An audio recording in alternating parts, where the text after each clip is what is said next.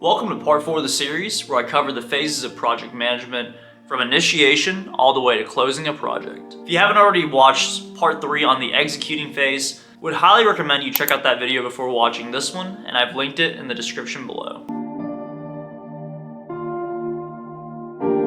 The monitoring and controlling phase of a project is all about tracking project progress and implementing changes as needed. This is the phase where your project plans are really being put to the test as you assess if any changes are needed in order for your project to be delivered on time. To help you better understand the monitoring and controlling phases of a project, I like to present an example project with 5 main areas that you should have on your radar. In our scenario, you are a project manager for a home construction company who's building a new home for a family.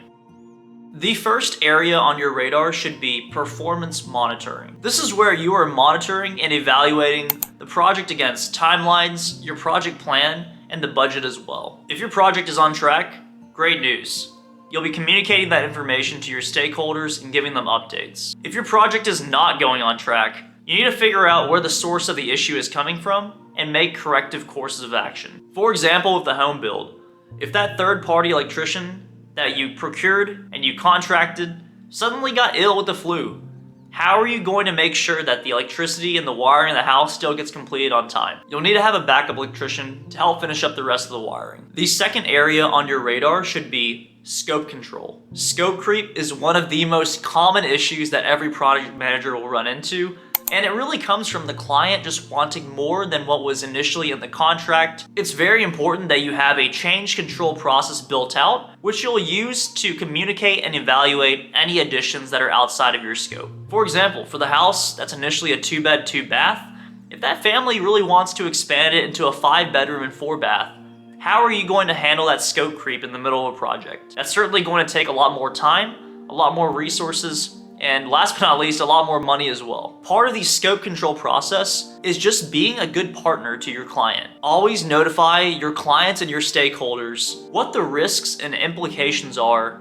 when you add on that additional scope before you come to a decision. The third area is schedule control. If you're fortunate enough to not have scope creep, that doesn't guarantee that your schedule will still be 100% on track. Oftentimes, the simplest parts of a project, they may end up taking a lot more time than you initially expected. Team members may not be working at their optimal efficiency with the tasks that they're given. It is the project manager's job to reassess the work being done and to make adjustments as necessary. For example, with the home build, if you find yourself a week being delayed for the project because you just have so much flooring and painting to do on the walls, you decide that half your team should focus on the painting of the walls and the other half should focus on putting in the wooden flooring. As you observe and monitor your team members, you may notice that some team members are just more efficient and effective at doing one task over another. Make note of these observations and work with your team members to figure out how they can be the most efficient. The fourth area is cost control. Cost is a major driving factor to every project. If cost wasn't an issue,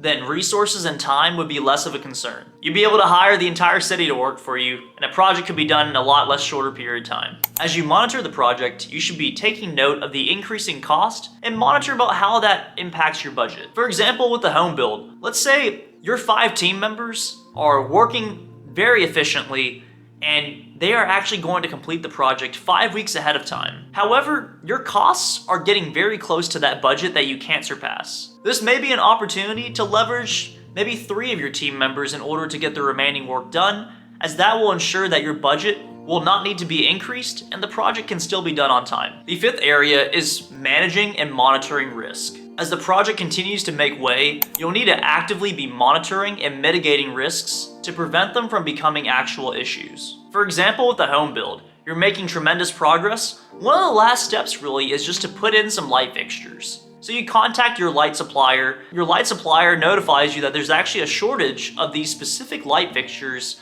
that your client is wanting in the finished home. The supplier lets you know that they may be able to get the fixtures in time, but it's uncertain at the moment. Being a good project manager, You're transparent with your client. You let them know that these light fixtures, they may not come in on time. You propose a solution to get some alternative ones that are equally stylish and actually just a little bit cheaper, more cost effective. The homeowners approve and you're well on your way again. Risk mitigated.